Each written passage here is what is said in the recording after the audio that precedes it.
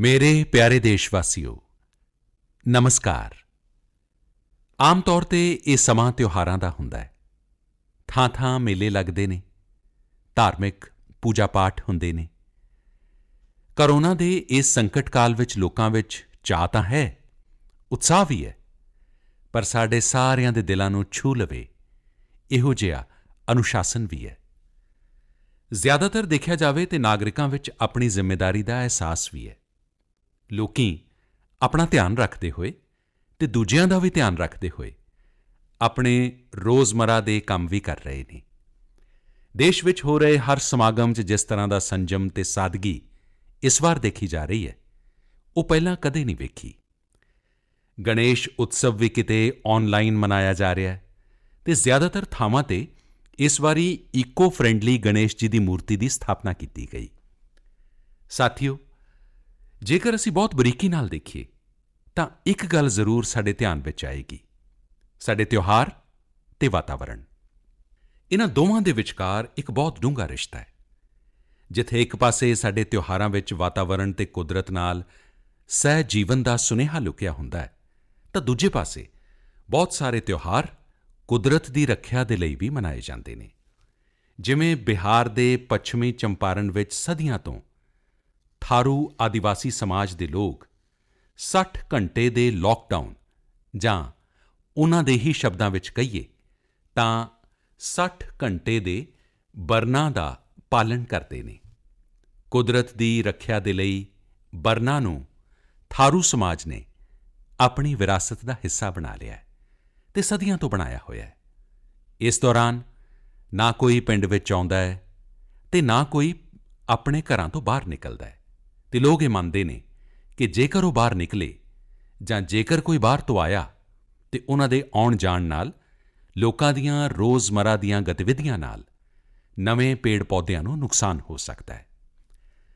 ਬਰਨਾ ਦੀ ਸ਼ੁਰੂਆਤ ਵਿੱਚ ਸ਼ਾਨਦਾਰ ਤਰੀਕੇ ਨਾਲ ਸਾਡੇ ਆਦਿਵਾਸੀ ਭਾਈ-ਭੈਣ ਪੂਜਾ-ਪਾਠ ਕਰਦੇ ਨੇ ਅਤੇ ਉਸ ਦੀ ਸਮਾਪਤੀ 'ਤੇ ਆਦਿਵਾਸੀ ਪਰੰਪਰਾ ਦੇ ਗੀਤ, ਸੰਗੀਤ, ਨਾਚ ਧੂਮ-ਧਾਮ ਨਾਲ ਉਸ ਪ੍ਰੋਗਰਾਮ ਵਿੱਚ ਸ਼ਾਮਿਲ ਹੁੰਦੇ ਨੇ। ਸਾਥੀਓ, ਇਨ੍ਹੀਂ ਦਿਨੀਂ ਓਣਮ ਦਾ ਤਿਉਹਾਰ ਵੀ ਧੂਮ-ਧਾਮ ਨਾਲ ਮਨਾਇਆ ਜਾ ਰਿਹਾ ਹੈ। ਇਹ ਤਿਉਹਾਰ ਚਿੰਗਮ ਮਹੀਨੇ ਵਿੱਚ ਆਉਂਦਾ ਹੈ।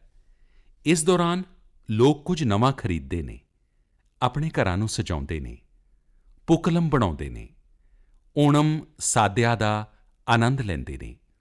ਤਰ੍ਹਾਂ-ਤਰ੍ਹਾਂ ਦੀਆਂ ਖੇਡਾਂ ਅਤੇ ਮੁਕਾਬਲੇ ਵੀ ਹੁੰਦੇ ਨੇ। ਓਣਮ ਦੀ ਧੂਮ ਅੱਜ ਦੂਰ-ਦੂਰ ਵਿਦੇਸ਼ਾਂ ਤੱਕ ਪਹੁੰਚੀ ਹੋਈ ਹੈ।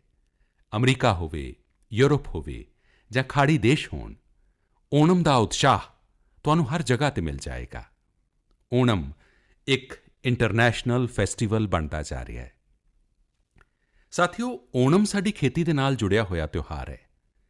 ਇਹ ਸਾਡੇ ਪਿੰਡਾਂ ਦੀ ਅਰਥ ਵਿਵਸਥਾ ਦੇ ਲਈ ਇੱਕ ਨਵੀਂ ਸ਼ੁਰੂਆਤ ਦਾ ਸਮਾਂ ਹੁੰਦਾ ਹੈ। ਕਿਸਾਨਾਂ ਦੀ ਸ਼ਕਤੀ ਨਾਲ ਹੀ ਸਾਡਾ ਜੀਵਨ, ਸਾਡਾ ਸਮਾਜ ਚੱਲਦਾ ਹੈ। ਸਾਡੇ ਤਿਉਹਾਰ ਕਿਸਾਨਾਂ ਦੀ ਮਿਹਨਤ ਦੇ ਨਾਲ ਹੀ ਰੰਗ-ਬਿਰੰਗੇ ਬਣਦੇ ਨੇ।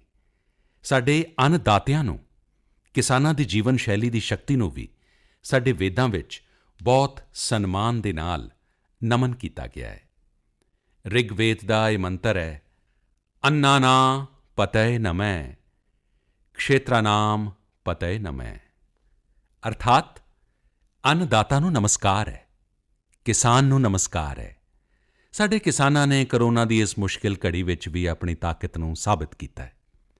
ਸਾਡੇ ਦੇਸ਼ ਵਿੱਚ ਇਸ ਵਾਰ ਸਾਉਣੀ ਦੀ ਫਸਲ ਦੀ ਬਿਜਾਈ ਪਿਛਲੇ ਸਾਲ ਦੇ ਮੁਕਾਬਲੇ 7% ਜ਼ਿਆਦਾ ਹੋਈ ਹੈ।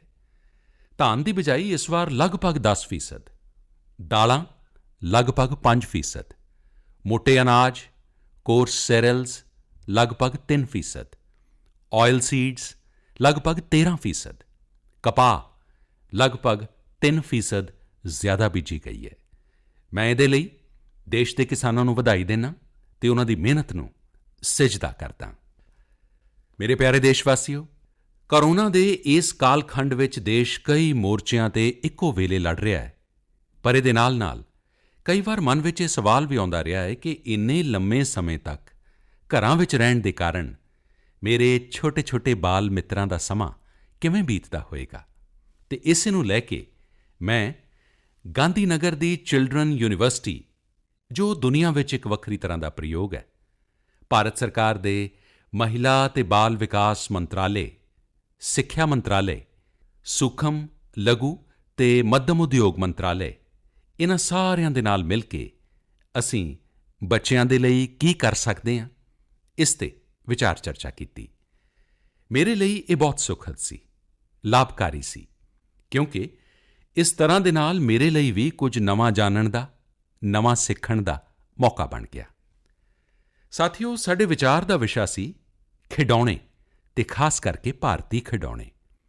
ਅਸੀਂ ਇਸ ਗੱਲ 'ਤੇ ਵਿਚਾਰ ਚਰਚਾ ਕੀਤੀ ਕਿ ਭਾਰਤ ਵਿੱਚ ਬੱਚਿਆਂ ਨੂੰ ਨਵੇਂ-ਨਵੇਂ ਖਿਡੌਣੇ ਕਿਵੇਂ ਮਿਲਣ। ਭਾਰਤ ਟੌਏ ਪ੍ਰੋਡਕਸ਼ਨ ਦਾ ਬਹੁਤ ਵੱਡਾ ਹੱਬ ਕਿਵੇਂ ਬਣੇ। ਵੈਸੇ ਮੈਂ ਮਨ ਕੀ ਬਾਤ ਸੁਣ ਰਹੇ ਬੱਚਿਆਂ ਦੇ ਮਾਤਾ-ਪਿਤਾ ਤੋਂ ਮੁਆਫੀ ਮੰਗਦਾ, ਕਿਉਂਕਿ ਹੋ ਸਕਦਾ ਹੈ ਕਿ ਉਨ੍ਹਾਂ ਨੂੰ ਹੁਣ ਇਹ ਮਨ ਕੀ ਬਾਤ ਸੁਣਨ ਤੋਂ ਬਾਅਦ ਖਿਡੌਣਿਆਂ ਦੀ ਨਵੀਂ-ਨਵੀਂ ਡਿਮਾਂਡ ਸੁਣਨ ਦਾ ਸ਼ਾਇਦ ਇੱਕ ਨਵਾਂ ਕੰਮ ਸਾਹਮਣੇ ਆ ਜਾਏਗਾ। ਸਾਥੀਓ, ਖਿਡੌਣੇ ਜਿੱਥੇ ਐਕਟੀਵਿਟੀ ਨੂੰ ਉਤਸ਼ਾਹ ਦੇਣ ਵਾਲੇ ਹੁੰਦੇ ਨੇ, ਉੱਥੇ ਖਿਡੌਣੇ ਸਾਡੀਆਂ ਇੱਛਾਵਾਂ ਨੂੰ ਵੀ ਉਡਾਨ ਦਿੰਦੇ ਨੇ। ਖਿਡੌਣੇ ਸਿਰਫ ਮਨ ਹੀ ਨਹੀਂ ਬਹਿਲਾਉਂਦੇ, ਖਿਡੌਣੇ ਮਨ ਬਣਾਉਂਦੇ ਵੀ ਨੇ ਤੇ ਮਕਸਦ ਘੜਦੇ ਵੀ ਨੇ। ਮੈਂ ਕਿਤੇ ਪੜ੍ਹਿਆ ਸੀ ਕਿ ਖਿਡੌਣਿਆਂ ਦੇ ਸੰਬੰਧ ਵਿੱਚ ਗੁਰੂਦੇਵ ਰਵਿੰਦਰਨਾਥ ਟੈਗੋਰ ਨੇ ਕਿਹਾ ਸੀ ਕਿ ਬੈਸਟ ਟੌਏ ਉਹ ਹੁੰਦਾ ਜਿਹੜਾ ਇਨਕੰਪਲੀਟ ਹੋਵੇ, ਅਜਿਹਾ ਖਿਡੌਣਾ ਜੋ ਅਧੂਰਾ ਹੋਵੇ ਤੇ ਬੱਚੇ ਮਿਲ ਕੇ ਖੇਡ-ਖੇਡ ਵਿੱਚ ਉਸ ਨੂੰ ਪੂਰਾ ਕਰਨ। ਗੁਰੂਦੇਵ ਟੈਗੋਰ ਨੇ ਕਿਹਾ ਸੀ ਕਿ ਜਦੋਂ ਉਹ ਛੋਟੇ ਸੀ ਤੇ ਆਪਣੀ ਇੱਛਾ ਸ਼ਕਤੀ ਨਾਲ ਘਰ ਵਿੱਚ ਮਿਲਣ ਵਾਲੇ ਸਮਾਨ ਨਾਲ ਹੀ ਆਪਣੇ ਦੋਸਤਾਂ ਦੇ ਨਾਲ ਆਪਣੇ ਖਿਡੌਣੇ ਤੇ ਖੇਡ ਬਣਾਇਆ ਕਰਦੇ ਸਨ। ਪਰੰਤੂ ਇੱਕ ਦਿਨ ਬਚਪਨ ਦੇ ਉਸ ਮੌਜ-ਮਸਤੀ ਭਰੇ ਪਲਾਂ ਵਿੱਚ ਵੱਡਿਆਂ ਦਾ ਦਖਲ ਹੋ ਗਿਆ। ਹੋਇਆ ਇੰਝ ਕਿ ਉਹਨਾਂ ਦਾ ਇੱਕ ਸਾਥੀ ਇੱਕ ਵੱਡਾ ਤੇ ਸੁੰਦਰ ਜਿਹਾ ਵਿਦੇਸ਼ੀ ਖਿਡੌਣਾ ਲੈ ਕੇ ਆ ਗਿਆ। ਖਿਡੌਣੇ ਨੂੰ ਲੈ ਕੇ ਇਤਰਾਉਂਦੇ ਹੋਏ ਹੁਣ ਸਾਰੇ ਸਾਥੀਆਂ ਦਾ ਧਿਆਨ ਖੇਡ ਤੋਂ ਜ਼ਿਆਦਾ ਖਿਡੌਣੇ ਵੱਲ ਰਹਿ ਗਿਆ। ਹਰ ਕਿਸੇ ਦੀ ਖਿੱਚ ਦਾ ਕੇਂਦਰ ਖੇਡ ਨਹੀਂ ਰਿਹਾ, ਬਲਕਿ ਖਿਡੌਣਾ ਬਣ ਗਿਆ। ਜਿਹੜਾ ਬੱਚਾ ਕੱਲ੍ਹ ਤੱਕ ਸਾਰਿਆਂ ਦੇ ਨਾਲ ਖੇਡਦਾ ਸੀ, ਸਾਰਿਆਂ ਦੇ ਨਾਲ ਰਹਿੰਦਾ ਸੀ, ਘੁਲ-ਮਿਲ ਜਾਂਦਾ ਸੀ, ਖੇਡ ਵਿੱਚ ਡੁੱਬ ਜਾਂਦਾ ਸੀ, ਹੁਣ ਉਹ ਦੂਰ ਰਹਿਣ ਲੱਗ ਪਿਆ। ਇਸ ਤਰ੍ਹਾਂ ਹੀ ਬਾਕੀ ਬੱਚਿਆਂ ਦੇ ਨਾਲ ਭੇਦ ਦਾ ਭਾਵ ਉਹਦੇ ਮਨ ਵਿੱਚ ਬੈਠ ਗਿਆ। ਮਹਿੰਗੇ ਖਿਡੌਣੇ ਵਿੱਚ ਬਣਾਉਣ ਲਈ ਕੁਝ ਵੀ ਨਹੀਂ ਸੀ, ਸਿੱਖਣ ਲਈ ਕੁਝ ਵੀ ਨਹੀਂ ਸੀ। ਯਾਨੀ ਕਿ ਇੱਕ ਦਿਲਕਸ਼ ਖਿਡੌਣੇ ਨੇ ਇੱਕ ਉੱਭਰਦੇ ਹੋਏ ਬੱਚੇ ਨੂੰ ਕਿਤੇ ਦਬਾ ਦਿੱਤਾ, ਛੁਪਾ ਦਿੱਤਾ, ਮੁਰਝਾ ਦਿੱਤਾ। ਇਸ ਖਿਡੌਣੇ ਨੇ ਪੈਸੇ ਦਾ, ਸੰਪੱਤੀ ਦਾ, ਵੱਡੇਪਣ ਦਾ ਪ੍ਰਦਰਸ਼ਨ ਕਰ ਦਿੱਤਾ, ਪਰੰਤੂ ਉਸ ਬੱਚੇ ਦੀ ਕ੍ਰੀਏਟਿਵ ਸਪਿਰਿਟ ਨੂੰ ਵਧਣ ਤੇ ਸੰਵਰਨ ਤੋਂ ਰੋਕ ਦਿੱਤਾ। ਖਿਡੌਣਾ ਤਾਂ ਆ ਗਿਆ, ਪਰ ਖੇਡ ਖਤਮ ਹੋ ਗਿਆ ਤੇ ਬੱਚੇ ਦਾ ਖਿੜਨਾ ਵੀ ਗੁਆਚ ਗਿਆ। ਇਸ ਲਈ ਗੁਰੂਦੇਵ ਕਹਿੰਦੇ ਸੀ ਕਿ ਖਿਡੌਣੇ ਇਸ ਤਰ੍ਹਾਂ ਦੇ ਹੋਣੇ ਚਾਹੀਦੇ ਨੇ ਜੋ ਬੱਚੇ ਦੇ ਬਚਪਨ ਨੂੰ ਬਾਹਰ ਲਿਆਉਣ, ਉਹਦੀ ਕ੍ਰੀਏਟਿਵਿਟੀ ਨੂੰ ਸਾਹਮਣੇ ਲਿਆਉਣ। ਬੱਚਿਆਂ ਦੇ ਜੀਵਨ ਵਿੱਚ ਵੱਖਰੇ-ਵੱਖਰੇ ਪਹਿਲੂਆਂ ਤੇ ਖਿਡੌਣਿਆਂ ਦਾ ਜੋ ਪ੍ਰਭਾਵ ਹੈ, ਇਹਦੇ 'ਤੇ ਰਾਸ਼ਟਰੀ ਸਿੱਖਿਆ ਨੀਤੀ ਵਿੱਚ ਵੀ ਬਹੁਤ ਧਿਆਨ ਦਿੱਤਾ ਗਿਆ ਹੈ। ਖੇਡ-ਖੇਡ ਵਿੱਚ ਸਿੱਖਣਾ, ਖਿਡੌਣੇ ਬਣਾਉਣਾ ਸਿੱਖਣਾ, ਖਿਡੌਣੇ ਜਿੱਥੇ ਬਣਦੇ ਨੇ ਉਸ ਜਗ੍ਹਾ ਦੀ ਵਿਜ਼ਿਟ ਕਰਨਾ, ਇਨ੍ਹਾਂ ਸਾਰਿਆਂ ਨੂੰ ਕਰਿਕੂਲਮ ਦਾ ਹਿੱਸਾ ਬਣਾਇਆ ਗਿਆ ਹੈ। ਸਾਥੀਓ, ਸਾਡੇ ਦੇਸ਼ ਵਿੱਚ ਲੋਕਲ ਖਿਡੌਣਿਆਂ ਦੀ ਬਹੁਤ ਵਿਸ਼ਾਲ ਪਰੰਪਰਾ ਰਹੀ ਹੈ। ਕਈ ਪ੍ਰਤਿਭਾਸ਼ਾਲੀ ਤੇ ਕੁਸ਼ਲ ਕਾਰੀਗਰ ਨੇ ਜਿਹੜੇ ਚੰਗੇ ਖਿਡੌਣੇ ਬਣਾਉਣ ਵਿੱਚ ਮਹਾਰਤ ਰੱਖਦੇ ਨੇ। ਭਾਰਤ ਦੇ ਕੁਝ ਖੇਤਰ ਟੌਏ ਕਲਸਟਰਜ਼ ਯਾਨੀ ਖਿਡੌਣਿਆਂ ਦੇ ਕੇਂਦਰ ਦੇ ਰੂਪ ਵਿੱਚ ਵੀ ਵਿਕਸਿਤ ਹੋ ਰਹੇ ਨੇ। ਜਿਵੇਂ ਕਰਨਾਟਕ ਦੇ ਰਾਮਨਗਰ ਵਿੱਚ ਚੰਨਾਪਟਨਾ, ਆਂਧਰਾ ਪ੍ਰਦੇਸ਼ ਦੇ ਕ੍ਰਿਸ਼ਨਾ ਵਿੱਚ ਕੌਂਡਾਪੱਲੀ, ਤਮਿਲਨਾਡੂ ਵਿੱਚ ਤੰਜੌਰ, ਅਸਮ ਵਿੱਚ ਧੁਬਰੀ, ਉੱਤਰ ਪ੍ਰਦੇਸ਼ ਦਾ ਵਾਰਾਣਸੀ, ਕਈ ਅਜਿਹੀਆਂ ਥਾਵਾਂ ਨੇ, ਕਈ ਨਾਮ ਗਿਣਾ ਸਕਦੇ ਹਾਂ। ਤੁਹਾਨੂੰ ਇਹ ਜਾਣ ਕੇ ਹੈਰਾਨੀ ਹੋਏਗੀ ਕਿ global toy industry 7 lakh crore ਰੁਪਏ ਤੋਂ ਵੀ ਜ਼ਿਆਦਾ ਦੀ ਹੈ। 7 ਲੱਖ ਕਰੋੜ ਰੁਪਏ ਦਾ ਇੰਨਾ ਵੱਡਾ ਕਾਰੋਬਾਰ, ਪਰੰਤੂ ਭਾਰਤ ਦਾ ਹਿੱਸਾ ਉਹਦੇ ਵਿੱਚ ਬਹੁਤ ਘੱਟ ਹੈ। ਹੁਣ ਤੁਸੀਂ ਸੋਚੋ ਕਿ ਜਿਸ ਰਾਸ਼ਟਰ ਦੇ ਕੋਲ ਇੰਨੀ ਵਿਰਾਸਤ ਹੋਵੇ, ਪਰੰਪਰਾ ਹੋਵੇ, ਵਖਰੇਵਾਂ ਹੋਵੇ, ਯੁਵਾ ਆਬਾਦੀ ਹੋਵੇ, ਕੀ ਖਿਡੌਣਿਆਂ ਦੇ ਬਾਜ਼ਾਰ ਵਿੱਚ ਉਸ ਦੀ ਹਿੱਸੇਦਾਰੀ ਇੰਨੀ ਘੱਟ ਹੋਣੀ ਸਾਨੂੰ ਚੰਗੀ ਲੱਗੇਗੀ? ਜੀ ਨਹੀਂ। ਇਹ ਸੁਣਨ ਤੋਂ ਬਾਅਦ ਤੁਹਾਨੂੰ ਵੀ ਚੰਗਾ ਨਹੀਂ ਲੱਗੇਗਾ। ਦੇਖੋ ਸਾਥੀਓ, ਟੌਏ ਇੰਡਸਟਰੀ ਬਹੁਤ ਵਿਸ਼ਾਲ ਹੈ। ਘਰੇਲੂ ਉਦਯੋਗ ਹੋਵੇ, ਛੋਟੇ ਤੇ ਲਘੂ ਉਦਯੋਗ ਹੋਣ, MSMEs ਹੋਵੇ, ਇਹਦੇ ਨਾਲ ਵੱਡੇ ਉਦਯੋਗ ਜਾਂ ਨਿੱਜੀ ਉੱਦਮੀ ਵੀ ਇਹਦੇ ਦਾਇਰੇ ਵਿੱਚ ਆਉਂਦੇ ਨੇ। ਇਸ ਨੂੰ ਅੱਗੇ ਵਧਾਉਣ ਲਈ ਦੇਸ਼ ਨੂੰ ਮਿਲ ਕੇ ਮਿਹਨਤ ਕਰਨੀ ਹੋਏਗੀ। ਹੁਣ ਜਿਵੇਂ ਆਂਧਰ ਪ੍ਰਦੇਸ਼ ਦੇ ਵਿਸ਼ਾਖਾਪਟਨਮ ਵਿੱਚ ਸ਼੍ਰੀਮਾਨ CV ਰਾਜੂ ਨੇ, ਉਨ੍ਹਾਂ ਦੇ ਪਿੰਡ ਦੇ ਏਤਿਕੋਪੱਕਾ ਟਾਇਜ਼ ਇੱਕ ਸਮੇਂ ਬਹੁਤ ਪ੍ਰਚਲਿਤ ਸੀ। ਉਸ ਦੀ ਖਾਸੀਅਤ ਇਹ ਸੀ ਕਿ ਖਿਡੌਣੇ ਲੱਕੜੀ ਦੇ ਨਾਲ ਬਣਦੇ ਸਨ ਅਤੇ ਦੂਜੀ ਗੱਲ ਇਹ ਸੀ ਕਿ ਇਨ੍ਹਾਂ ਖਿਡੌਣਿਆਂ ਵਿੱਚ ਤੁਹਾਨੂੰ ਕਿਤੇ ਕੋਈ ਐਂਗਲ ਜਾਂ ਕੋਣ ਨਹੀਂ ਮਿਲਦਾ ਸੀ। ਇਹ ਖਿਡੌਣੇ ਸਾਰੇ ਪਾਸਿਓਂ ਰਾਊਂਡ ਹੁੰਦੇ ਸੀ, ਇਸ ਲਈ ਬੱਚਿਆਂ ਨੂੰ ਸੱਟ ਲੱਗਣ ਦੀ ਗੁੰਜਾਇਸ਼ ਨਹੀਂ ਹੁੰਦੀ ਸੀ। CV ਰਾਜੂ ਨੇ ਏਤਿਕੋਪੱਕਾ ਟਾਇਜ਼ ਦੇ ਲਈ ਹੁਣ ਆਪਣੇ ਪਿੰਡ ਵਿੱਚ ਕਾਰੀਗਰਾਂ ਦੇ ਨਾਲ ਮਿਲ ਕੇ ਇੱਕ ਤਰ੍ਹਾਂ ਦਾ ਨਵਾਂ ਮੂਵਮੈਂਟ ਸ਼ੁਰੂ ਕਰ ਦਿੱਤਾ ਹੈ। ਵਧੀਆ ਕੁਆਲਿਟੀ ਦੇ ਏਤਿਕੋਪੱਕਾ ਟਾਇਜ਼ ਬਣਾ ਕੇ CV ਰਾਜੂ ਨੇ ਸਥਾਨਕ ਖਿਡੌਣਿਆਂ ਦੀ ਪੁਰਾਣੀ ਸਾਖ ਵਾਪਸ ਲੈ ਆਉਂਦੀ ਹੈ। ਖਿਡੌਣਿਆਂ ਦੇ ਨਾਲ ਅਸੀਂ ਦੋ ਚੀਜ਼ਾਂ ਕਰ ਸਕਦੇ ਹਾਂ, ਆਪਣੇ ਗੌਰਵਸ਼ਾਲੀ ਅਤੀਤ ਨੂੰ ਆਪਣੇ ਜੀਵਨ ਵਿੱਚ ਫਿਰ ਤੋਂ ਉਤਾਰ ਸਕਦੇ ਹਾਂ ਅਤੇ ਆਪਣੇ ਸੁਨਹਿਰੀ ਭਵਿੱਖ ਨੂੰ ਵੀ ਸੰਵਾਰ ਸਕਦੇ ਹਾਂ। ਮੈਂ ਆਪਣੇ ਸਟਾਰਟਅਪ ਮਿੱਤਰਾਂ ਨੂੰ, ਸਾਡੇ ਨਵੇਂ ਉੱਦਮੀਆਂ ਨੂੰ ਇਹ ਕਹਿੰਦਾ, ਟੀਮ ਅਪ ਫਾਰ ਟਾਇਜ਼, ਆਓ ਮਿਲ ਕੇ ਖਿਡੌਣੇ ਬਣਾਈਏ। ਹੁਣ ਸਾਰਿਆਂ ਦੇ ਲਈ ਲੋਕਲ ਖਿਡੌਣਿਆਂ ਦੇ ਲਈ ਵੋਕਲ ਹੋਣ ਦਾ ਸਮਾਂ ਹੈ। ਆਓ ਅਸੀਂ ਆਪਣੇ ਨੌਜਵਾਨਾਂ ਦੇ ਲਈ ਕੁਝ ਨਵੀਂ ਤਰ੍ਹਾਂ ਦੇ ਚੰਗੀ ਕੁਆਲਿਟੀ ਵਾਲੇ ਖਿਡੌਣੇ ਬਣਾਈਏ।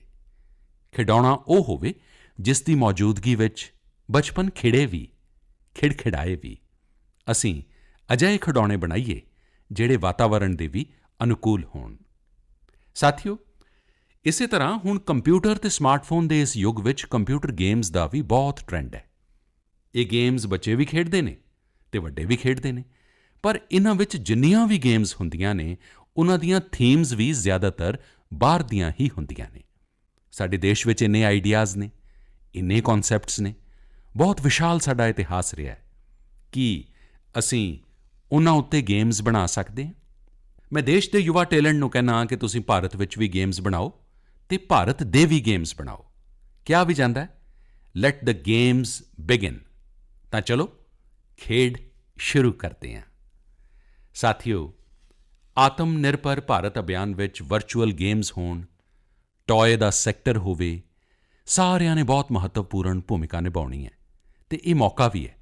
ਜਦੋਂ ਅੱਜ ਤੋਂ 100 ਸਾਲ ਪਹਿਲਾਂ ਅਸਹਿਯੋਗ ਅੰਦੋਲਨ ਸ਼ੁਰੂ ਹੋਇਆ ਤਾਂ ਗਾਂਧੀ ਜੀ ਨੇ ਲਿਖਿਆ ਸੀ ਕਿ ਅਸਹਿਯੋਗ ਅੰਦੋਲਨ ਦੇਸ਼ ਵਾਸੀਆਂ ਵਿੱਚ ਆਤਮ ਸਨਮਾਨ ਅਤੇ ਆਪਣੀ ਸ਼ਕਤੀ ਦਾ ਬੋਧ ਕਰਾਉਣ ਦਾ ਇੱਕ ਯਤਨ ਹੈ। ਅੱਜ ਜਦੋਂ ਅਸੀਂ ਦੇਸ਼ ਨੂੰ ਆਤਮ ਨਿਰਭਰ ਬਣਾਉਣ ਦਾ ਯਤਨ ਕਰ ਰਹੇ ਹਾਂ ਤਾਂ ਅਸੀਂ ਪੂਰੇ ਆਤਮ ਵਿਸ਼ਵਾਸ ਦੇ ਨਾਲ ਅੱਗੇ ਵਧਣਾ ਹੈ। ਹਰ ਖੇਤਰ ਵਿੱਚ ਦੇਸ਼ ਨੂੰ ਆਤਮ ਨਿਰਭਰ ਬਣਾਉਣਾ ਹੈ।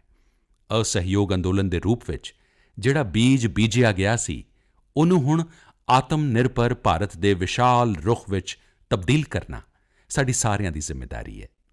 ਮੇਰੇ ਪਿਆਰੇ ਦੇਸ਼ਵਾਸੀਓ, ਭਾਰਤੀਆਂ ਦੇ ਇਨੋਵੇਸ਼ਨ ਅਤੇ ਸੋਲਿਊਸ਼ਨ ਦੇਣ ਦੀ ਸਮਰੱਥਾ ਦਾ ਲੋਹਾ ਹਰ ਕੋਈ ਮੰਨਦਾ ਹੈ ਅਤੇ ਜਦੋਂ ਸਮਰਪਣ ਭਾਵ ਹੋਵੇ, ਸੰਵੇਦਨਾ ਹੋਵੇ ਤਾਂ ਇਹ ਸ਼ਕਤੀ ਅਸੀਮ ਬਣ ਜਾਂਦੀ ਹੈ। ਇਸ ਮਹੀਨੇ ਦੀ ਸ਼ੁਰੂਆਤ ਵਿੱਚ ਦੇਸ਼ ਦੇ ਨੌਜਵਾਨਾਂ ਦੇ ਸਾਹਮਣੇ ਇੱਕ ਐਪ ਇਨੋਵੇਸ਼ਨ ਚੈਲੰਜ ਰੱਖਿਆ ਗਿਆ। ਇਸ ਆਤਮ ਨਿਰਭਰ ਭਾਰਤ ਐਪ ਇਨੋਵੇਸ਼ਨ ਚੈਲੰਜ ਵਿੱਚ ਸਾਡੇ ਨੌਜਵਾਨਾਂ ਨੇ ਵੱਧ ਚੜ੍ਹ ਕੇ ਹਿੱਸਾ ਲਿਆ। ਕਰੀਬ 7,000 ਐਂਟਰੀਜ਼ ਆਈਆਂ। ਉਹਦੇ ਵਿੱਚ ਵੀ ਲਗਭਗ 2/3 ਐਪਸ ਟੀਅਰ 2 ਅਤੇ ਟੀਅਰ 3 ਸ਼ਹਿਰਾਂ ਦੇ ਨੌਜਵਾਨਾਂ ਨੇ ਬਣਾਏ। ਇਹ ਆਤਮ ਨਿਰਭਰ ਭਾਰਤ ਦੇ ਲਈ, ਦੇਸ਼ ਦੇ ਭਵਿੱਖ ਦੇ ਲਈ ਬਹੁਤ ਹੀ ਸ਼ੁਭ ਸੰਕੇਤ ਹੈ। ਆਤਮ ਨਿਰਭਰ ਐਪ ਇਨੋਵੇਸ਼ਨ ਚੈਲੰਜ ਦੇ ਰਿਜ਼ਲਟਸ ਦੇਖ ਕੇ ਤੁਸੀਂ ਜ਼ਰੂਰ ਪ੍ਰਭਾਵਿਤ ਹੋਵੋਗੇ। ਕਾਫੀ ਜਾਂਚ ਪੜਤਾਲ ਦੇ ਬਾਅਦ ਵੱਖ-ਵੱਖ ਕੈਟੇਗਰੀ ਵਿੱਚ ਲਗਭਗ 2 ਦਰਜਨ ਐਪਸ ਨੂੰ ਅਵਾਰਡ ਵੀ ਦਿੱਤੇ ਗਏ। ਤੁਸੀਂ ਜ਼ਰੂਰ ਇਨ੍ਹਾਂ ਐਪਸ ਦੇ ਬਾਰੇ ਜਾਣੋ ਅਤੇ ਉਨ੍ਹਾਂ ਨਾਲ ਜੁੜੋ। ਹੋ ਸਕਦਾ ਹੈ ਤੁਸੀਂ ਵੀ ਅਜਿਹਾ ਕੁਝ ਬਣਾਉਣ ਦੇ ਲਈ ਪ੍ਰੇਰਿਤ ਹੋ ਜਾਓ। ਇਸ ਦੇ ਵਿੱਚ ਇੱਕ ਐਪ ਹੈ, ਕੁਟੁਕੀ ਕਿਡਜ਼ ਲਰਨਿੰਗ ਐਪ। ਇਹ ਛੋਟੇ ਬੱਚਿਆਂ ਦੇ ਲਈ ਇੱਕ ਅਜਿਹਾ ਇੰਟਰੈਕਟਿਵ ਐਪ ਹੈ ਜਿਸ ਵਿੱਚ ਗਾਣਿਆਂ ਅਤੇ ਕਹਾਣੀਆਂ ਦੇ ਜ਼ਰੀਏ ਗੱਲਾਂ-ਗੱਲਾਂ ਵਿੱਚ ਹੀ ਬੱਚੇ ਮੈਥ, ਸਾਇੰਸ ਵਿੱਚ ਬਹੁਤ ਕੁਝ ਸਿੱਖ ਸਕਦੇ ਨੇ। ਇਹਦੇ ਵਿੱਚ ਐਕਟੀਵਿਟੀਜ਼ ਵੀ ਨੇ, ਖੇਡ ਵੀ ਹੈ। ਇਸੇ ਤਰ੍ਹਾਂ ਇੱਕ ਮਾਈਕਰੋ ਬਲੌਗਿੰਗ ਪਲੇਟਫਾਰਮ ਦਾ ਵੀ ਐਪ ਹੈ। ਇਸ ਦਾ ਨਾਮ ਹੈ ਕੂ, KOO ਕੂ।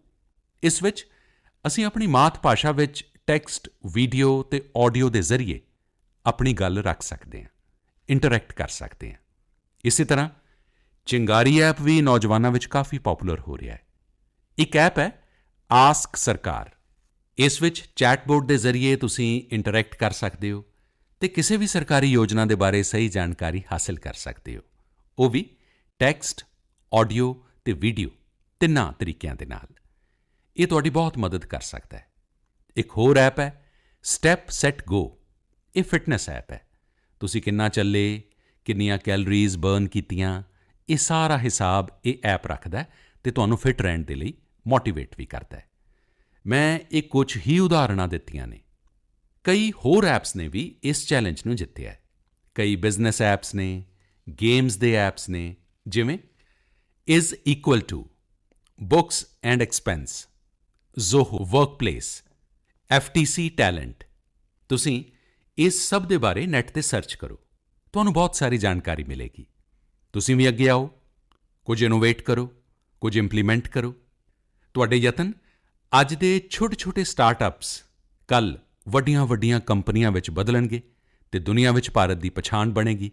ਅਤੇ ਤੁਸੀਂ ਇਹ ਨਾ ਭੁੱਲੋ ਕਿ ਅੱਜ ਜੋ ਦੁਨੀਆ ਵਿੱਚ ਬਹੁਤ ਵੱਡੀਆਂ-ਵੱਡੀਆਂ ਕੰਪਨੀਆਂ ਨਜ਼ਰ ਆ ਰਹੀਆਂ ਨੇ ਨਾ, ਇਹ ਵੀ ਕਦੇ ਸਟਾਰਟਅਪ ਹੋਇਆ ਕਰਦੀਆਂ ਸਨ।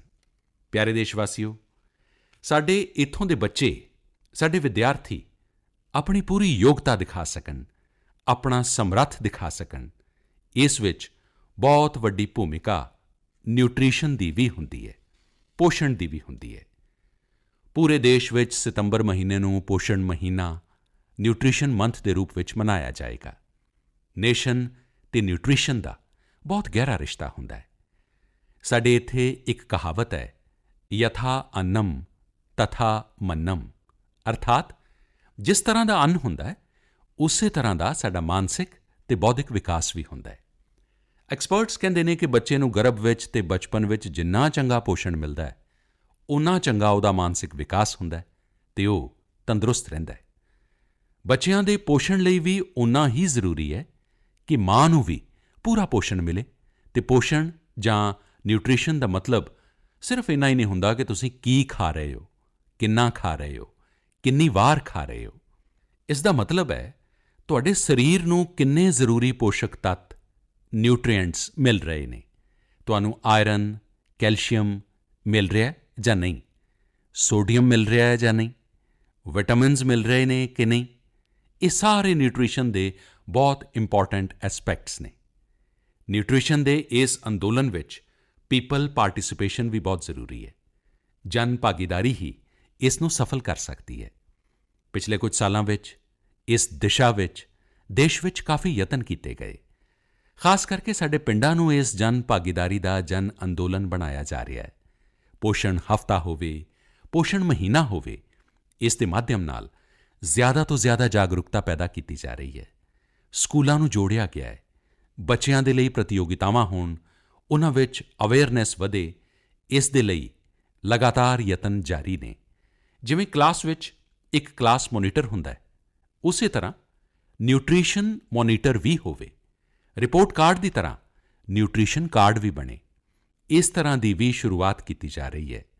ਪੋਸ਼ਣ ਮਹੀਨਾ, ਨਿਊਟ੍ਰੀਸ਼ਨ ਮੰਥ ਦੇ ਦੌਰਾਨ ਮਾਈਗੋਵ ਪੋਰਟਲ 'ਤੇ ਇੱਕ ਫੂਡ ਐਂਡ ਨਿਊਟ੍ਰੀਸ਼ਨ ਕੁਇਜ਼ ਵੀ ਆਯੋਜਿਤ ਕੀਤਾ ਜਾਏਗਾ ਅਤੇ ਨਾਲ ਹੀ ਇੱਕ ਮੀਮ ਕੰਪੀਟੀਸ਼ਨ ਵੀ ਹੋਏਗਾ। ਤੁਸੀਂ ਆਪ ਪਾਰਟਿਸਿਪੇਟ ਕਰੋ ਅਤੇ ਦੂਜਿਆਂ ਨੂੰ ਵੀ ਮੋਟੀਵੇਟ ਕਰੋ। ਸਾਥੀਓ, ਜੇ ਤੁਹਾਨੂੰ ਗੁਜਰਾਤ ਵਿੱਚ ਸਰਦਾਰ ਵੱਲਭ ਭਾਈ ਪਟੇਲ ਦੇ ਸਟੈਚੂ ਆਫ ਯੂਨਿਟੀ ਜਾਣ ਦਾ ਮੌਕਾ ਮਿਲੇ ਅਤੇ ਕੋਵਿਡ ਦੇ ਬਾਅਦ ਜਦੋਂ ਉਹ ਖੁੱਲ੍ਹੇਗਾ ਤਾਂ ਤੁਹਾਨੂੰ ਜਾਣ ਦਾ ਮੌਕਾ ਮਿਲੇਗਾ, ਤਾਂ ਉੱਥੇ ਇੱਕ ਯੂਨੀਕ ਪ੍ਰਕਾਰ ਦਾ ਨਿਊਟ੍ਰੀਸ਼ਨ ਪਾਰਕ ਬਣਾਇਆ ਗਿਆ ਹੈ। ਖੇਡ-ਖੇਡ ਵਿੱਚ ਹੀ ਨਿਊਟ੍ਰੀਸ਼ਨ ਦੀ ਸਿੱਖਿਆ ਖੁਸ਼ੀ-ਖੁਸ਼ੀ ਦੇ ਨਾਲ ਉੱਥੇ ਜਾ ਕੇ ਜ਼ਰੂਰ ਦੇਖ ਸਕਦੇ ਹੋ। ਸਾਥੀਓ, ਭਾਰਤ ਇੱਕ ਵਿਸ਼ਾਲ ਦੇਸ਼ ਹੈ। ਖਾਣ-ਪੀਣ ਵਿੱਚ ਬਹੁਤ ਸਾਰੀਆਂ ਵਿਭਿੰਨਤਾਵਾਂ ਨੇ।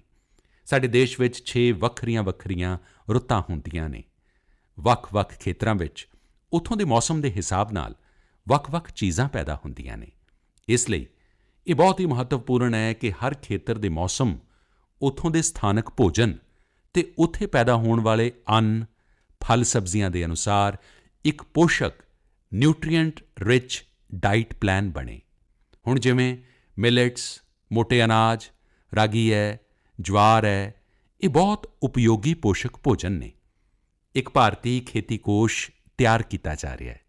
ਇਸ ਵਿੱਚ ਹਰ ਇੱਕ ਜ਼ਿਲ੍ਹੇ 'ਚ ਕਿਹੜੀ-ਕਿਹੜੀ ਫਸਲ ਹੁੰਦੀ ਹੈ, ਉਸ ਦੀ ਨਿਊਟ੍ਰੀਸ਼ਨ ਵੈਲਿਊ ਕਿੰਨੀ ਹੈ, ਇਸ ਦੀ ਪੂਰੀ ਜਾਣਕਾਰੀ ਹੋਏਗੀ। ਇਹ ਤੁਹਾਡੇ ਸਾਰਿਆਂ ਦੇ ਲਈ ਬਹੁਤ ਫਾਇਦੇਮੰਦ ਕੋਸ਼ ਹੋ ਸਕਦਾ ਹੈ।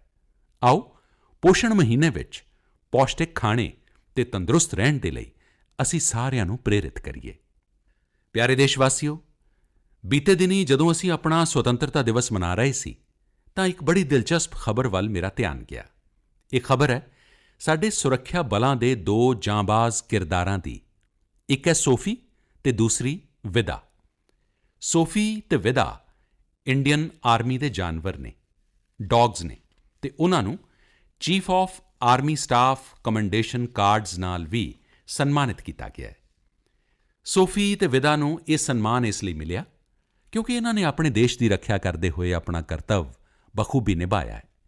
ਸਾਡੀਆਂ ਸੈਨਾਵਾਂ ਵਿੱਚ ਸਾਡੇ ਸੁਰੱਖਿਆ ਬਲਾਂ ਦੇ ਕੋਲ ਇਹੋ ਜਿਹੇ ਕਿੰਨੇ ਹੀ ਬਹਾਦਰ ਜਾਨਵਰ ਨੇ, ਡੌਗਜ਼ ਨੇ, ਜਿਹੜੇ ਦੇਸ਼ ਦੇ ਲਈ ਜਿਉਂਦੇ ਨੇ ਅਤੇ ਦੇਸ਼ ਦੇ ਲਈ ਆਪਣਾ ਬਲੀਦਾਨ ਵੀ ਦਿੰਦੇ ਨੇ। ਕਿੰਨੇ ਹੀ ਬੰਬ ਧਮਾਕਿਆਂ ਵਿੱਚ, ਕਿੰਨੀਆਂ ਹੀ ਅੱਤਵਾਦੀ ਸਾਜ਼ਿਸ਼ਾਂ ਨੂੰ ਰੋਕਣ ਵਿੱਚ ਅਜਿਹੇ ਡੌਗਜ਼ ਨੇ ਆਪਣੀ ਅਹਿਮ ਭੂਮਿਕਾ ਨਿਭਾਈ ਹੈ। ਕੁਝ ਸਮਾਂ ਪਹਿਲਾਂ ਮੈਨੂੰ ਦੇਸ਼ ਦੀ ਸੁਰੱਖਿਆ ਵਿੱਚ ਡੌਗਜ਼ ਦੀ ਭੂਮਿਕਾ ਬਾਰੇ ਬਹੁਤ ਹੀ ਵਿਸਥਾਰਪੂਰਵਕ ਜਾਣਨ ਨੂੰ ਮਿਲਿਆ। ਕਈ ਕਿੱਸੇ ਵੀ ਸੁਣੇ। ਇੱਕ ਡੌਗ ਬਲਰਾਮ ਨੇ 2006 ਵਿੱਚ ਅਮਰਨਾਥ ਯਾਤਰਾ ਦੇ ਰਸਤੇ ਵਿੱਚ ਵੱਡੀ ਮਾਤਰਾ ਵਿੱਚ ਗੋਲਾ ਬਾਰੂਦ ਲੱਭ ਲਿਆ ਸੀ। 2002 ਵਿੱਚ ਡੌਗ ਭਾਵਨਾ ਨੇ ਆਈਈਡੀ ਲੱਭਿਆ ਸੀ। ਆਈਈਡੀ ਕੱਢਣ ਦੇ ਦੌਰਾਨ ਅੱਤਵਾਦੀਆਂ ਨੇ ਵਿਸਫੋਟ ਕਰ ਦਿੱਤਾ ਅਤੇ ਡੌਗ ਸ਼ਹੀਦ ਹੋ ਗਿਆ। 2-3 ਸਾਲ ਪਹਿਲਾਂ ਛੱਤੀਸਗੜ੍ਹ ਦੇ ਬੀਜਾਪੁਰ ਵਿੱਚ ਸੀਆਰਪੀਐਫ ਦਾ ਸਨਿਫਰ ਡੌਗ ਕ੍ਰੈਕਰ ਵੀ ਆਈਈਡੀ ਬਲਾਸਟ ਵਿੱਚ ਸ਼ਹੀਦ ਹੋ ਗਿਆ ਸੀ। ਕੁਝ ਦਿਨ ਪਹਿਲਾਂ ਹੀ ਸ਼ਾਇਦ ਤੁਸੀਂ ਟੀਵੀ 'ਤੇ ਇੱਕ ਬੜਾ ਭਾਵੁਕ ਕਰਨ ਵਾਲਾ ਦ੍ਰਿਸ਼ ਦੇਖਿਆ ਹੋਵੇਗਾ, ਜਿਸ ਵਿੱਚ ਬੀਡ ਪੁਲਿਸ ਆਪਣੇ ਸਾਥੀ ਡੌਗ ਰੌਕੀ ਨੂੰ ਪੂਰੇ ਸਨਮਾਨ ਦੇ ਨਾਲ ਆਖਰੀ ਵਿਦਾਈ ਦੇ ਰਹੀ ਸੀ। ਰੌਕੀ ਨੇ 300 ਤੋਂ ਜ਼ਿਆਦਾ ਕੇਸਾਂ ਨੂੰ ਸੁਲਝਾਉਣ ਵਿੱਚ ਪੁਲਿਸ ਦੀ ਮਦਦ ਕੀਤੀ ਸੀ। ਡੌਗਜ਼ ਦੀ ਡਿਜ਼ਾਸਟਰ ਮੈਨੇਜਮੈਂਟ ਅਤੇ ਰੈਸਕਿਊ ਮਿਸ਼ਨਜ਼ ਵਿੱਚ ਵੀ ਬਹੁਤ ਵੱਡੀ ਭੂਮਿਕਾ ਹੁੰਦੀ ਹੈ।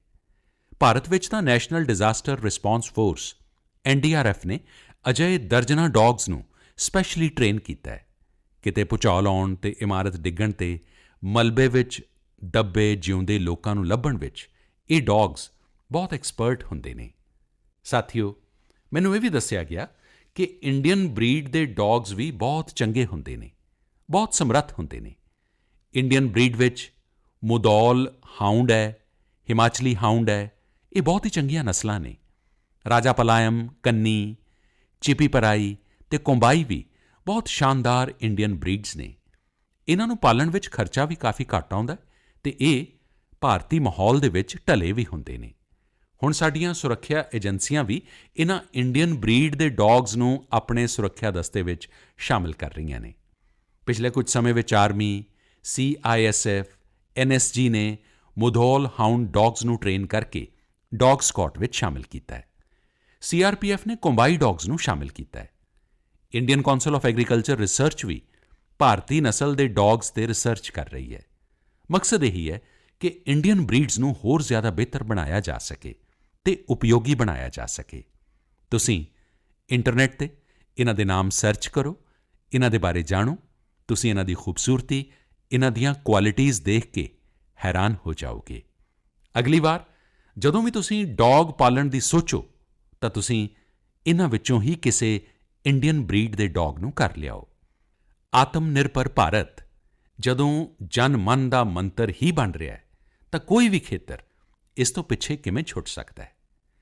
ਮੇਰੇ ਪਿਆਰੇ ਦੇਸ਼ਵਾਸੀਓ, ਕੁਝ ਦਿਨਾਂ ਬਾਅਦ 5 ਸਤੰਬਰ ਨੂੰ ਅਸੀਂ ਅਧਿਆਪਕ ਦਿਵਸ ਮਨਾਵਾਂਗੇ। ਅਸੀਂ ਸਾਰੇ ਜਦੋਂ ਆਪਣੇ ਜੀਵਨ ਦੀਆਂ ਸਫਲਤਾਵਾਂ ਨੂੰ, ਆਪਣੀ ਜੀਵਨ ਯਾਤਰਾ ਨੂੰ ਵੇਖਦੇ ਹਾਂ ਤਾਂ ਸਾਨੂੰ ਆਪਣੇ ਕਿਸੇ ਨਾ ਕਿਸੇ ਅਧਿਆਪਕ ਦੀ ਯਾਦ ਜ਼ਰੂਰ ਆਉਂਦੀ ਹੈ। ਤੇਜ਼ੀ ਨਾਲ ਬਦਲਦੇ ਹੋਏ ਸਮੇਂ ਅਤੇ ਕੋਰੋਨਾ ਦੇ ਸੰਕਟ ਕਾਲ ਵਿੱਚ ਸਾਡੇ ਅਧਿਆਪਕਾਂ ਦੇ ਸਾਹਮਣੇ ਵੀ ਸਮੇਂ ਦੇ ਨਾਲ ਬਦਲਣਾ ਇੱਕ ਚੁਣੌਤੀ ਲੱਗਦੀ ਹੈ। ਮੈਨੂੰ ਖੁਸ਼ੀ ਹੈ ਕਿ ਸਾਡੇ ਅਧਿਆਪਕਾਂ ਨੇ ਇਸ ਚੁਣੌਤੀ ਨੂੰ ਨਾ ਕੇਵਲ ਸਵੀਕਾਰ ਕੀਤਾ ਹੈ ਬਲਕਿ ਇਸ ਨੂੰ ਮੌਕੇ ਵਿੱਚ ਤਬਦੀਲ ਕਰ ਦਿੱਤਾ ਹੈ। ਪੜ੍ਹਾਈ ਵਿੱਚ ਤਕਨੀਕ ਦਾ ਵੱਧ ਤੋਂ ਵੱਧ ਉਪਯੋਗ ਕਿਵੇਂ ਹੋਵੇ, ਨਵੇਂ ਤਰੀਕਿਆਂ ਨੂੰ ਕਿਵੇਂ ਅਪਣਾਈਏ, ਵਿਦਿਆਰਥੀਆਂ ਦੀ ਮਦਦ ਕਿਸ ਤਰ੍ਹਾਂ ਕਰੀਏ, ਇਹ ਸਾਡੇ ਅਧਿਆਪਕਾਂ ਨੇ ਸਹਿਜਤਾ ਨਾਲ ਸਿੱਖਿਆ ਅਤੇ ਆਪਣੇ ਸਟੂਡੈਂਟਸ ਨੂੰ ਵੀ ਸਿਖਾਇਆ ਹੈ। ਅੱਜ ਦੇਸ਼ ਵਿੱਚ ਹਰ ਜਗ੍ਹਾ ਕੁਝ ਨਾ ਕੁਝ ਇਨੋਵੇਸ਼ਨ ਹੋ ਰਹੀ ਹੈ। ਅਧਿਆਪਕ ਅਤੇ ਵਿਦਿਆਰਥੀ ਮਿਲ ਕੇ ਕੁਝ ਨਵਾਂ ਕਰ ਰਹੇ ਨੇ। ਮੈਨੂੰ ਯਕੀਨ ਹੈ ਕਿ ਜਿਸ ਤਰ੍ਹਾਂ ਦੇਸ਼ ਵਿੱਚ ਰਾਸ਼ਟਰੀ ਸਿੱਖਿਆ ਨੀਤੀ ਦੇ ਜ਼ਰੀਏ ਇੱਕ ਵੱਡਾ ਬਦਲਾਅ ਹੋਣ ਜਾ ਰਿਹਾ ਹੈ, ਸਾਡੇ ਅਧਿਆਪਕ ਇਸ ਦਾ ਲਾਭ ਵੀ ਵਿਦਿਆਰਥੀਆਂ ਤੱਕ ਪਹੁੰਚਾਉਣ ਵਿੱਚ ਅਹਿਮ ਭੂਮਿਕਾ ਨਿਭਾਉਣਗੇ। ਸਾਥੀਓ, ਅਤੇ ਖਾਸ ਕਰ ਮੇਰੇ ਅਧਿਆਪਕ ਸਾਥੀਓ, ਸਾਲ 2022 ਵਿੱਚ ਸਾਡਾ ਦੇਸ਼ ਸੁਤੰਤਰਤਾ ਦਾ 75ਵੇਂ ਸਾਲ ਦਾ ਪੁਰਬ ਮਨਾਏਗਾ। ਸੁਤੰਤਰਤਾ ਤੋਂ ਪਹਿਲਾਂ ਅਨੇਕਾਂ ਸਾਲਾਂ ਤੱਕ ਸਾਡੇ ਦੇਸ਼ ਵਿੱਚ ਆਜ਼ਾਦੀ ਦੀ ਜੰਗ, ਉਸ ਦਾ ਇੱਕ ਲੰਬਾ ਇਤਿਹਾਸ ਰਿਹਾ ਹੈ।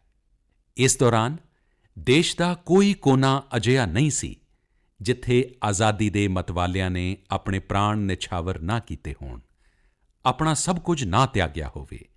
ਇਹ ਬਹੁਤ ਜ਼ਰੂਰੀ ਹੈ ਕਿ ਸਾਡੀ ਅੱਜ ਦੀ ਪੀੜ੍ਹੀ, ਸਾਡੇ ਵਿਦਿਆਰਥੀ ਆਜ਼ਾਦੀ ਦੀ ਜੰਗ ਵਿੱਚ ਸਾਡੇ ਦੇਸ਼ ਦੇ ਨਾਇਕਾਂ ਨਾਲ ਨਾ ਸਿਰਫ ਰੂਬਰੂ ਹੋਣ, ਬਲਕਿ ਉਨ੍ਹਾਂ ਨੂੰ ਮਹਿਸੂਸ ਵੀ ਕਰਨ। ਆਪਣੇ ਜ਼ਿਲ੍ਹੇ ਦੇ, ਆਪਣੇ ਖੇਤਰ ਦੇ ਆਜ਼ਾਦੀ ਦੇ ਅੰਦੋਲਨ ਦੇ ਸਮੇਂ ਕੀ ਹੋਇਆ, ਕਿੱਦਾਂ ਹੋਇਆ, ਕੌਣ ਸ਼ਹੀਦ ਹੋਇਆ, ਕੌਣ ਕਿੰਨੇ ਸਮੇਂ ਤੱਕ ਦੇਸ਼ ਦੇ ਲਈ ਜੇਲ੍ਹ 'ਚ ਰਿਹਾ, ਇਹ ਗੱਲਾਂ ਸਾਡੇ ਵਿਦਿਆਰਥੀ ਜਾਣਨਗੇ ਤਾਂ ਉਨ੍ਹਾਂ ਦੀ ਸ਼ਖਸੀਅਤ ਵਿੱਚ ਵੀ ਇਸ ਦਾ ਪ੍ਰਭਾਵ ਦਿਖੇਗਾ। ਇਸ ਲਈ ਬਹੁਤ ਸਾਰੇ ਕੰਮ ਕੀਤੇ ਜਾ ਸਕਦੇ ਨੇ ਜਿਸ ਵਿੱਚ ਸਾਡੇ ਅਧਿਆਪਕਾਂ ਦਾ ਵੱਡਾ ਯੋਗਦਾਨ ਹੈ। ਜਿਵੇਂ ਤੁਸੀਂ ਜਿਸ ਜ਼ਿਲ੍ਹੇ ਵਿੱਚ ਹੋ, ਉੱਥੇ ਸ਼ਤਾਬਦੀਆਂ ਤੱਕ ਜੋ ਆਜ਼ਾਦੀ ਦੀ ਲੜਾਈ ਚੱਲੀ, ਕੀ ਆਜ਼ਾਦੀ ਦੀ ਜੰਗ ਵਿੱਚ ਉੱਥੇ ਕੋਈ ਘਟਨਾ ਘਟੀ ਸੀ? ਇਸ ਨੂੰ ਲੈ ਕੇ ਵਿਦਿਆਰਥੀਆਂ ਕੋਲੋਂ ਰਿਸਰਚ ਕਰਵਾਈ ਜਾ ਸਕਦੀ ਹੈ। ਉਸ ਨੂੰ ਸਕੂਲ ਦੇ ਹੱਥ ਲਿਖਿਤ ਅੰਕ ਦੇ ਰੂਪ ਵਿੱਚ ਤਿਆਰ ਕੀਤਾ ਜਾ ਸਕਦਾ ਹੈ। ਤੁਹਾਡੇ ਸ਼ਹਿਰ ਵਿੱਚ ਸੁਤੰਤਰਤਾ ਅੰਦੋਲਨ ਨਾਲ ਜੁੜਿਆ ਕੋਈ ਸਥਾਨ ਹੋਵੇ ਤਾਂ ਵਿਦਿਆਰਥੀਆਂ ਨੂੰ ਉੱਥੇ ਲਿਜਾਇਆ ਜਾ ਸਕਦਾ ਹੈ। ਕਿਸੇ ਸਕੂਲ ਦੇ ਵਿਦਿਆਰਥੀ ਇਹ ਠਾਣ ਸਕਦੇ ਨੇ ਕਿ ਉਹ ਆਜ਼ਾਦੀ ਦੇ 75ਵੇਂ ਸਾਲ ਵਿੱਚ ਆਪਣੇ ਖੇਤਰ ਦੇ ਆਜ਼ਾਦੀ ਦੇ 75 ਨਾਇਕਾਂ 'ਤੇ ਕਵਿਤਾਵਾਂ ਲਿਖਣਗੇ, ਨਾਟਕ, ਕਥਾ ਲਿਖਣਗੇ। ਤੁਹਾਡੇ ਯਤਨ ਦੇਸ਼ ਦੇ ਹਜ਼ਾਰਾਂ ਲੱਖਾਂ ਅਨਸੰਗ ਹੀਰੋਜ਼ ਨੂੰ ਸਾਹਮਣੇ ਲਿਆਉਣਗੇ ਜੋ ਦੇਸ਼ ਦੇ ਲਈ ਜੀਏ ਅਤੇ ਦੇਸ਼ ਦੇ ਲਈ ਮਰ ਗਏ, ਜਿਨ੍ਹਾਂ ਦੇ ਨਾਮ ਸਮੇਂ ਦੇ ਨਾਲ ਵਿਸਰ ਗਏ। ਅਜਿਹੀਆਂ ਮਹਾਨ ਸ਼ਖਸੀਅਤਾਂ ਨੂੰ ਜੇਕਰ ਅਸੀਂ ਸਾਹਮਣੇ ਲੈ ਕੇ ਆਵਾਂਗੇ ਅਤੇ ਆਜ਼ਾਦੀ ਦੇ 75ਵੇਂ ਸਾਲ ਵਿੱਚ ਉਨ੍ਹਾਂ ਨੂੰ ਯਾਦ ਕਰਾਂਗੇ ਤਾਂ ਇਹ ਉਨ੍ਹਾਂ ਨੂੰ ਇੱਕ ਸੱਚੀ ਸ਼ਰਧਾਂਜਲੀ ਹੋਏਗੀ। ਅਤੇ ਜਦੋਂ 5 ਸਤੰਬਰ ਨੂੰ ਅਧਿਆਪਕ ਦਿਵਸ ਮਨਾ ਰਹੇ ਹਾਂ ਤਾਂ ਮੈਂ ਮੇਰੇ ਅਧਿਆਪਕ ਸਾਥੀਆਂ ਨੂੰ ਜ਼ਰੂਰ ਇਹ ਗੁਜ਼ਾਰਿਸ਼ ਕਰਾਂਗਾ ਕਿ ਇਸ ਲਈ ਇੱਕ ਮਾਹੌਲ ਬਣਾਉਣ, ਸਾਰਿਆਂ ਨੂੰ ਜੋੜਨ ਅਤੇ ਸਾਰੇ ਮਿਲ ਕੇ ਜੁਟ ਜਾਣ। ਮੇਰੇ ਪਿਆਰੇ ਦੇਸ਼ਵਾਸੀਓ, ਦੇਸ਼ ਅੱਜ ਵਿਕਾਸ ਯਾਤਰਾ 'ਤੇ ਚੱਲ ਰਿਹਾ ਹੈ। ਇਸ ਦੀ ਸਫਲਤਾ ਸੁਖਮਈ ਤਾਂ ਹੀ ਹੋਏਗੀ ਜਦੋਂ ਹਰ ਇੱਕ ਦੇਸ਼ਵਾਸੀ ਇਸ ਵਿੱਚ ਸ਼ਾਮਿਲ ਹੋਏਗਾ, ਇਸ ਯਾਤਰਾ ਦਾ ਯਾਤਰੀ ਹੋਏਗਾ, ਇਸ ਰਾਹ ਦਾ ਰਾਹੀ ਹੋਏਗਾ। ਇਸ ਲਈ ਇਹ ਜ਼ਰੂਰੀ ਹੈ ਕਿ ਹਰ ਇੱਕ ਦੇਸ਼ਵਾਸੀ ਤੰਦਰੁਸਤ ਰਹੇ, ਸੁਖੀ ਰਹੇ ਅਤੇ ਅਸੀਂ ਸਾਰੇ ਮਿਲ ਕੇ ਕੋਰੋਨਾ ਨੂੰ ਪੂਰੀ ਤਰ੍ਹਾਂ ਨਾਲ ਹਰਾਈਏ। ਕੋਰੋਨਾ ਤਾਂ ਹੀ ਹਾਰੇਗਾ ਜਦੋਂ ਅਸੀਂ ਸੁਰੱਖਿਅਤ ਰਹਾਂਗੇ, ਜਦੋਂ ਤੁਸੀਂ 2 ਗਜ਼ ਦੀ ਦੂਰੀ, ਮਾਸਕ ਜ਼ਰੂਰੀ, ਇਸ ਸੰਕਲਪ ਦਾ ਪੂਰੀ ਤਰ੍ਹਾਂ ਨਾਲ ਪਾਲਣ ਕਰੋਗੇ ਤਾਂ ਤੁਸੀਂ ਸਾਰੇ ਤੰਦਰੁਸਤ ਰਹੋਗੇ, ਸੁਖੀ ਰਹੋਗੇ। ਇਨ੍ਹਾਂ ਸ਼ੁਭਕਾਮਨਾਵਾਂ ਦੇ ਨਾਲ ਅਗਲੀ ਮਨ ਕੀ ਬਾਤ ਵਿੱਚ ਫਿਰ ਮਿਲਾਂਗੇ। ਬਹੁਤ-ਬਹੁਤ ਧੰਨਵਾਦ। ਨਮਸਕਾਰ।